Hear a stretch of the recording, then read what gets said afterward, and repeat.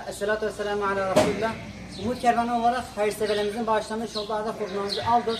Birazdan kesip paylara bölüp öksüz, yetim, mağdur ve muhtaç ailelerimize dağıtacağız inşallah. Bundan dolayı Rabbim tüm hayır sahiplerinden razı olsun.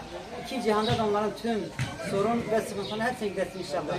Selam ve dua ile Umut Kervanı Tarsus. Hocam Allah için makinesini Allah için verdik. Allah için verdim. Allah için verdik. Allah için verdim. Allah için verdik. Ben de aldım. Allah için kesiyorum. Her niyete kesiyorsanız Allah kabul etsin. Allah Allah Ekber. Bismillahirrahmanirrahim. Umut Kervanı olarak hayırseverlerimizin bağışlamış olduğu ada kurbanımızı kestik. Paylara böldük. Birazdan öksüz, yetim, mağdur ve muhtaç ailelerimize ulaştıracağız inşallah. Bundan dolayı Rabbim tüm hayır sahiplerinden razı olsun. İki cihanda da onların tüm sorun ve sıkıntıları hepsine gidersin inşallah Rahman. Selam ve dua ile Umut Kervanı Tarsus.